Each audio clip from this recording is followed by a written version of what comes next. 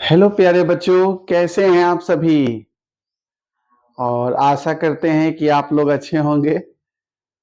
So let's start. बच्चों, आज हम जो टॉपिक लेकर आए हैं, भारत का संविधान, जिसे हम लोग प्रेम्बल ऑफ इंडिया बोलते हैं, उद्देशिका बोलते हैं और प्रस्तावना भी बोलते हैं। आज इस टॉपिक को पढ़ेंगे क्योंकि बच्चों, जो संविधान की शुरुआत होती है वह एक बुनियादी मूल्यों की एक छोटी सी उद्देशिका के साथ होती है। मतलब कि यह संविधान की शुरुआत में जो फर्स्ट पेज होता है वह हमारा उद्देशिका या प्रस्तावना होता है, जिसे हम लोग प्रेम्बल ऑफ इंडिया बोलते हैं। और यह एक परिचय है। संविधान में जो लिखित वर्णित जितनी भी बातें हैं उसका परिचय इस प्रेम्बल के द्वारा बताया गया है। प्रेम्बल में हर एक बात को समझाया गया है कि इस संविधान की किताब में क्या वर्णित किया गया है। बच्चों, यह तमाम से देश, ऑस्ट्रेलिया, अमेरिका, दक्षिण अफ्रीका, तमाम से देशों से हमने संविधान के नियमों को अवलोकन भी किया है, उसे परखा भी है और उसे परखने के बाद हमने संविधान को बनाया है। बच्चों, जो प्रेम्बल है, प्रस्तावना, उद्देशिका में अमेरिकी की संविधान की प्रस्तावना से प्रेरणा लेकर हमने संविधान की शुरुआत की है। संविधान की शुरुआत लोकतंत्र पर एक खूबसूरत कविता सी लगती है। यह एक खूबसूरत कविता सी लगती है और इसमें वह दर्शन शामिल है जिस पर पूरे संविधान का निर्माण हुआ है।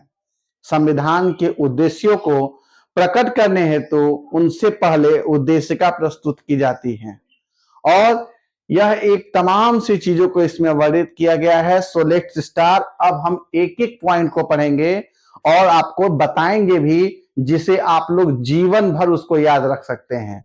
सबसे पहले बच्चे है कि हम भारत के लोग भारत को एक संपूर्ण प्रभुत्व संपन्न समाजवादी पंथ निरपेक्ष लोकतंत्रात्मक गणराज्य बनाने के लिए। बच्चों, हम भारत के लोग, इसमें जो हम और भारत के लोग लिखा है बच्चों, कि संविधान के निर्माण में हम भारत के लोगों ने किया है। कोई राजा या कोई बाहरी व्यक्ति ने इस पर कोई वर्णित नहीं किया है, सिर्फ हम भारत के रहने वाले लोगों ने इसे बनाया है। नेक्स्ट है कि प्रभुत्व संपन्न। प्रभुत्व संपन्न का मतलब होता है लोगों को अपने से जुड़े हर मामले में फैसला करने का एक सर्वोच्च अधिकार होता है। जो भी अगर अधिकार है वह हर मामले में फैसला करने का अधिकार होता है, जिसे हम लोग प्रभुत्व संपन्न कहते हैं। प्रभुत्व संपन्न समाजवादी। समाजवादी का मतलब होता है सरकार, मान लीजिए कोई सरकार है, वह जमीन और उद्योग धंधों की हकदारी से जो भी जुड़े कायदे कानून होते हैं, इस पर एक नियम बनाती है। प्राथमिक आर्थिक असमताएं कम हो, लोगों में जो असमानताएं हो वह कम हो जाए, जिसे हम लोग समाजवादी कहते हैं। नेक्स्ट है पंथ निरपेक्ष। पंथ निरपेक्ष का मतलब होता है कि नागरिकों को किसी भी धर्म को मानने की पूरी स्वतंत्रता है और यह हमारे देश में कोई भी जो धर्म है वह आधिकारिक नहीं है, चाहे वह हिंदू धर्म हो चाहे मुसलमान धर्म हो, क्योंकि हमारा एक धर्म जो देश है धर्म पंथ निरपेक्ष माना जाता है, सेकुलरिज्म कंट्री माना जाता है और इस देश में किसी भी धर्म को एक आधिकारिक पुष्टि नहीं की गई है। उसमें सभी नागरिकों को किसी भी धर्म को मानने का अधिकार होता है। लोकतंत्रात्मक। लोकतंत्रात्मक का मतलब होता है लोग अपने शासन का चुनाव करते हैं और उसे जवाबदेह बनाते हैं कि अगर कोई भी चीज अगर लागू होता है तो जनता उस शासनादेश से जवाब दे सकती है, जवाब पूछ सकती है। इस चीज का अधिकार होता है।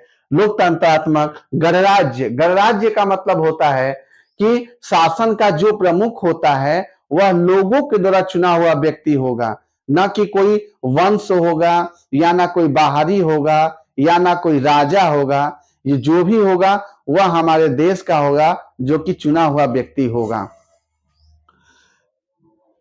गणराज्य बनाने के लिए तथा उसके समस्त नागरिकों को सामाजिक, आर्थिक और राजनैतिक न्याय, न्याय का मतलब क्या होता है, नागरिकों के साथ किसी भी उसके ऊपर जो कि धर्म, जाति और लिंग के आधार पर भेदभाव नहीं किया जा सकता है। आप कभी भी कोर्ट जाइए, यह कोर्ट कभी आपसे नहीं पूछ सकता है कि आप किस वर्ग, किस धर्म से आते हैं। आपको न्याय चाहिए तो उसका एक अपील यही है कि वह आपके प्रति न्याय करेगा और न्याय कर कर आपके जो भी मैटर होगा उस मामले को सही तरीके से प्रदर्शित करेगा। नेक्स्ट है हमारा विचार, अभिव्यक्ति, मतलब हम अपनी बातों को रखते हैं, विश्वास, धर्म और उपासना की स्वतंत्रता। स्वतंत्रता का मतलब होता है बच्चों कि नागरिकों की जो अपनी सोच होती है, जो विचार को अभिव्यक्त करे, इसमें पूरी तरह से आजादी है, पूरी तरह से स्वतंत्रता है। वह व्यक्ति पूरी तरह से स्वतंत्र है कि वह अपनी बातों को रख सके। कैसे रखना है यह पूरे व्यक्ति को अभिव्यक्त किया जाता है। स्वतंत्रता, प्रतिष्ठा और अवसर की समता। समता का मतलब होता है समानता, मतलब कि सरकार हर व्यक्ति को समान अवसर उपलब्ध कराएगी और कराने के लिए व्यवस्था करे। इसके प्रति यह हमारा संविधान बताता है कि किसी को भी, कोई भी व्यक्ति हो, उसको समान अवसर उपलब्ध करे, जहां पर इस समान अवसर से जाति भेद पूरी तरह से खत्म हो जाएगा। समता प्राप्त करने के लिए तथा उन सब में व्यक्ति की गरिमा और राष्ट्र की एकता, यूनिटी और अखंडता सुनिश्चित करने वाली बंधुता। बंधुता का मतलब होता है हम सभी एक परिवार के सदस्य हों, जो भी हो, किसी भी धर्म जाति का हो, और कोई भी नागरिक दूसरे को कमतर ना माने। कमतर का मतलब कि ये नहीं कि मैं बहुत बड़ा हूं, मैं बहुत पैसे वाला हूं। किसी दूसरे धर्म की या किसी दूसरे नागरिक को यह बातें फीलिंग ना कराए कि ऐसा भी हो सकता है। बंधुता बढ़ाने के लिए दृढ़ संकल्प होकर अपनी इस संविधान सभा में आज तारीख डेट 26 नवंबर 1949 को एतद द्वारा इस संविधान को अंगीकृत, अधिनियमित और आत्मार्पित करते हैं।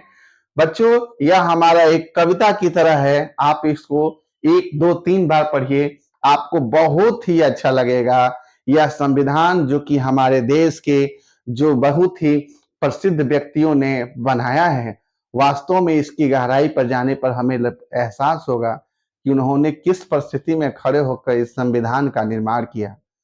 डॉक्टर भीमराव अंबेडकर, सच्चिदानंद सिन्हा, डॉक्टर राजेंद्र प्रसाद जैसे व्यक्तियों ने हमारे देश में एकता को साथ पिरोया है। सही बात है, यहाँ पर विभिन्न प्रकार के धर्मों के रहने वाले लोग आज भी एकता के साथ पूरे पर्व को, चाहे वह ईद हो, चाहे वह होली हो, चाहे वह दशहरा हो, एक एकता की तरह हम लोग मनाते हैं। और कोई भी धर्म किसी धर्म के प्रति यह रूढ़िवादी सोच के साथ नहीं आगे बढ़ता है। और आशा करते हैं कि आपको यह हमारा पार्ट्स आपको समझ में आया होगा। तब तक के लिए take care, like and subscribe. Bye bye.